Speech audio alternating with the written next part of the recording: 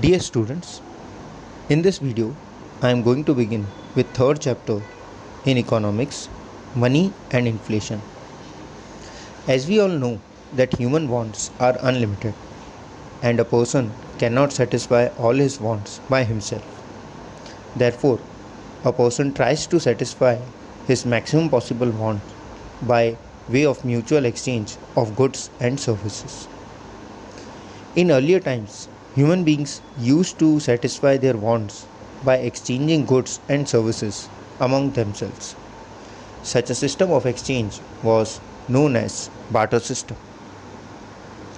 Let's have a look at meaning of barter system. Barter system is a system of exchange where goods or services are directly exchanged for other goods or services without using a medium of exchange such as money. It means that in barter system, goods or services are directly exchanged with other goods and services, and in this exchange, money is not used. For example, a farmer cultivating wheat would exchange wheat to get rice, clothes, or shoes. Similarly, a teacher used to get food in exchange of knowledge.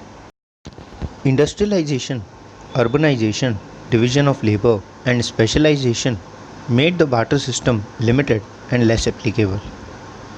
A few important limitations of barter system are stated over here.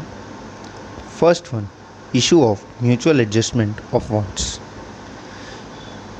The needs of human beings have increased, and so the economic structure, which was very simpler in earlier times, became more complicated.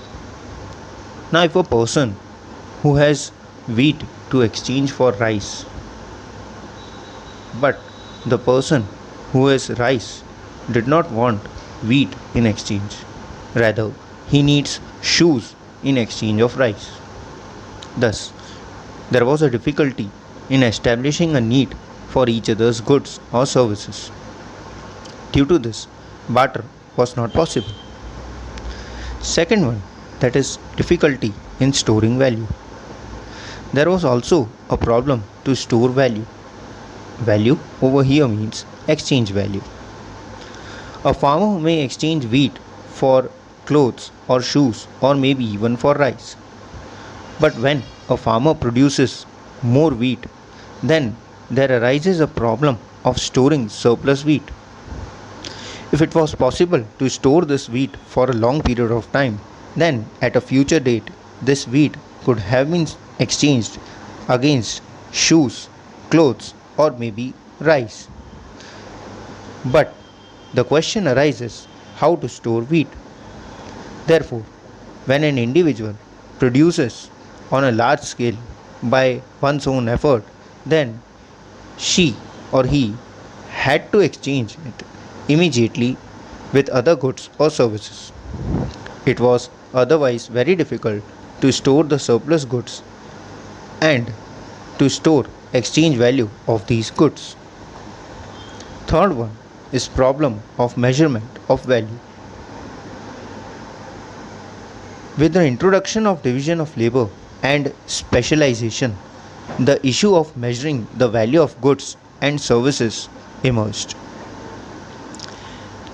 It was very much simpler to exchange wheat for rice.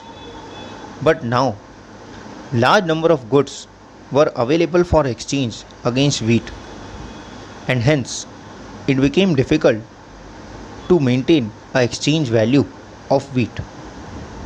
Say for example, if 20 kg of wheat is equal to 40 kg of rice, 10 meter of textile and 1 kg ghee, then a question arises that how much of textile can be exchanged for 1 kg ghee, or how much of rice can be exchanged for 1 kg ghee. It became difficult to determine such measurements, and therefore a need arose for universally acceptable measuring rod. This led to the origin of money.